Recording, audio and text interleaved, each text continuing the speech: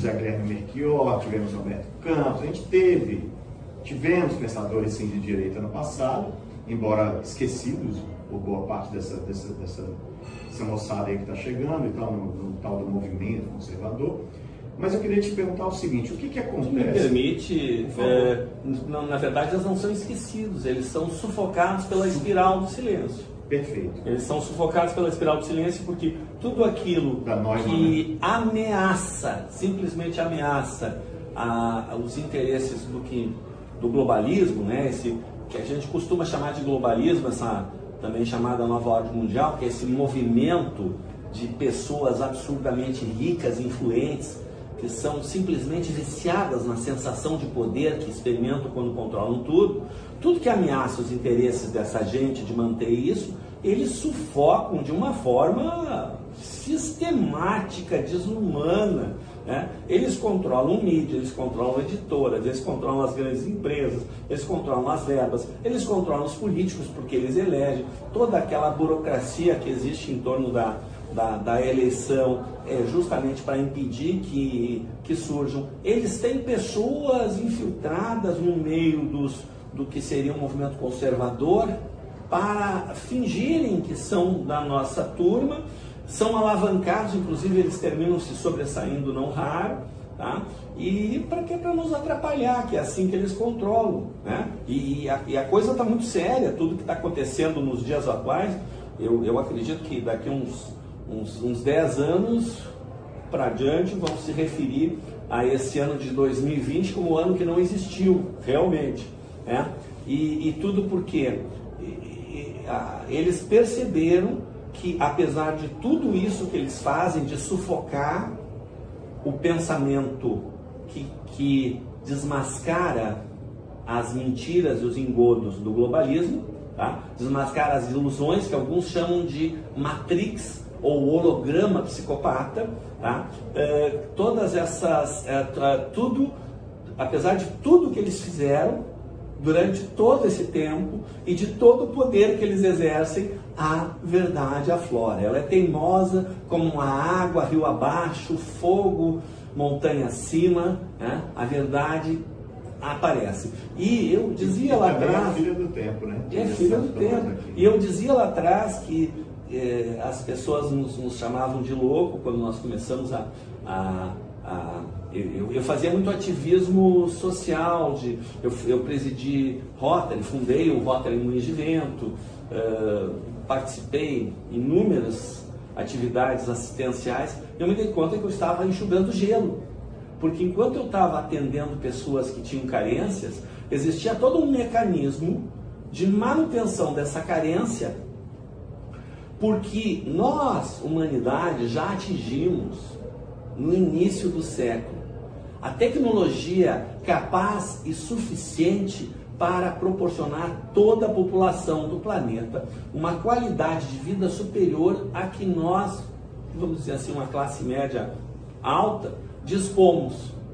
E isso não acontece porque no momento que acabar a carência, acaba o motivo do mimimi, da coisa toda que fazem esses operadores, né?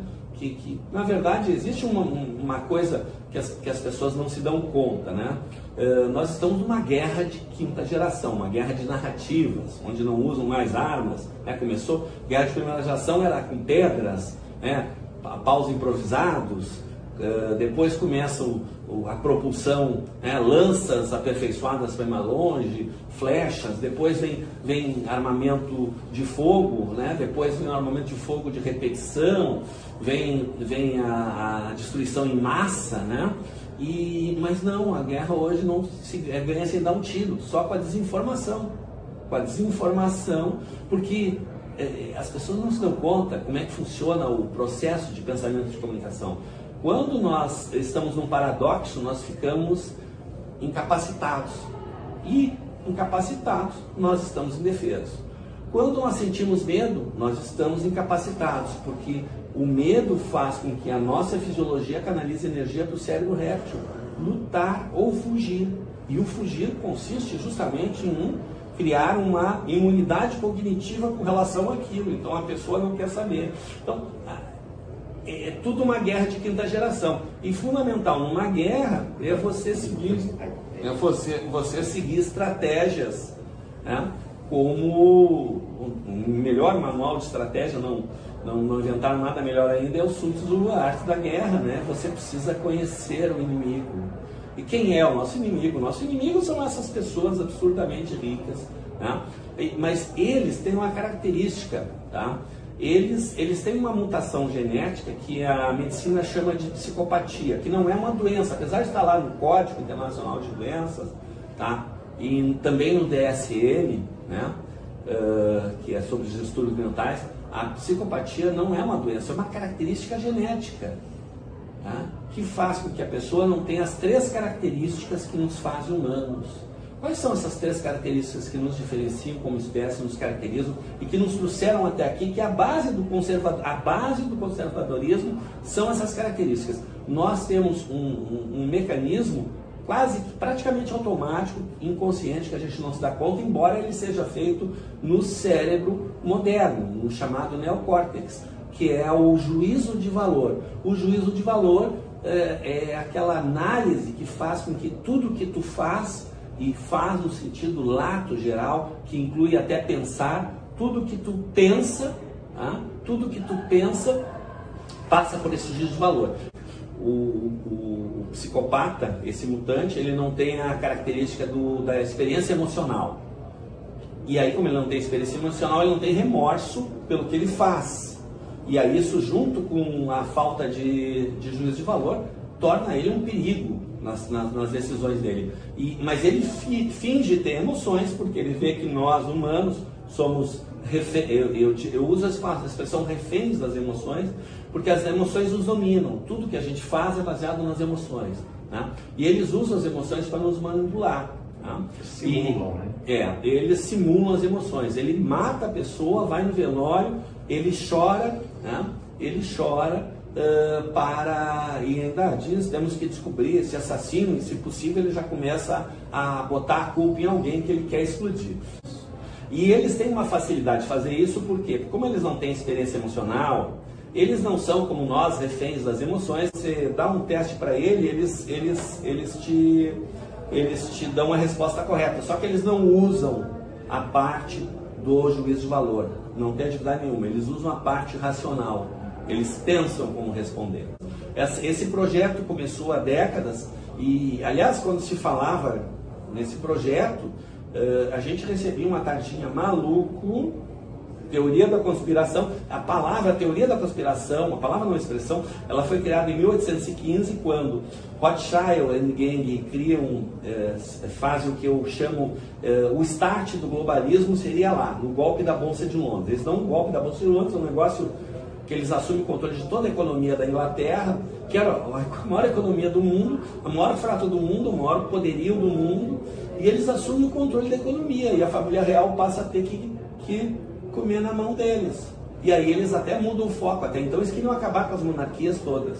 E ali eles veem que eles podem controlar as monarquias ou trazer as monarquias e ser associadas, e se criou. E aí que tem digamos assim, ali que surge a estrutura, a formatação atual dessa nova ordem, que são pessoas absurdamente ricas e outras nem tanto, mas que são famílias reais, ou que controlam, ou que estão exercendo poderes, que são essas dinastias políticas, que eles até vão ganhando muito dinheiro com o tempo, mas na verdade eles estão lá mais porque eles são quem faz essa preservação. E o que acontece? Algumas pessoas começam a desconfiar pela forma como aconteceu o golpe, e que aconteceu, e começam a falar, e aí eles já na época possuíam o controle da mídia, né, controlavam a mídia, e tinham toda a rede de desinformação, que era o pessoal que espalhava os boatos e que fazia o assassinato de reputação de quem eles queriam acabar, né? Já existia aquilo há mais de 200 anos, vejam, nós estamos lidando com pessoas. Eu estou fazendo todo esse esforço aqui porque, do meu ponto de vista, a coisa mais importante que um conservador precisa saber é contra o que nós lutamos, né? que são essas pessoas absurdamente ricas que controlam tudo, né? Então, o conservadorismo seria, na verdade, aquela atitude de buscar aquilo que vai proporcionar o desenvolvimento humano, tá? E tendo em mente que toda a doutrina do socialismo, que na verdade foi criada, a palavra comunismo nasceu de uma reunião de banqueiros. Eles viram a desgraça, eu não vou falar aquela palavra com M, pontinhos, que começa, que foi a Revolução Francesa, a maior farsa a Revolução Francesa, tá? A maior farsa a Revolução Francesa, porque liberdade, igualdade, fraternidade, o negócio era uma carnificina sem tamanho, e incontrolável. A divisão esquerda e direita era uma coisa artificial e que eles tentaram usar aquilo para controlar e que também não deu certo. Então eles chegaram à conclusão que eles precisavam de uma doutrina que tivesse pontos em comum com as principais formas de pensar para facilitar a sua aceitação e para reduzir a possibilidade de rejeição. Então, pontos em comum, comunismo. Então, toda essa doutrina ela é uma ficção que parte do pressuposto, né, de que nós podemos pegar um pedaço de esterco pelo lado limpo, né, e de que as coisas podem ser ótimas. Não existe, né? A vida é uma competição, em competição sempre vai ter os que perderam. A vida é uma competição, e sem competição não há progresso nem produção de bens e de alimentos, né? A questão toda é, nós podemos ter uma competição sadia em que mesmo aqueles que ficam em segundo, terceiro, etc., tenham acesso a bens, porque a tecnologia nos permite. Só que eles não deixam isso acontecer. Tudo vieram com essa coisa aí do vírus chinês, e todo o terror em volta, porque o terror faz o quê? A pessoa fica com medo, não consegue pensar e nada mais funciona. Até a saúde.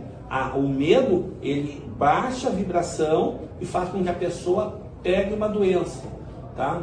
Mesmo, ou, enfim, fique mal, qualquer vírus pega, além da questão da alimentação funcional, que é muito, mas são muitos assuntos, mas basicamente você precisa conhecer o inimigo. Eu quero fazer um documentário só sobre ti. Eu vou ter que fazer um documentário só sobre ti, porque os assuntos que o senhor abordou, eu tenho estudado bastante sobre isso.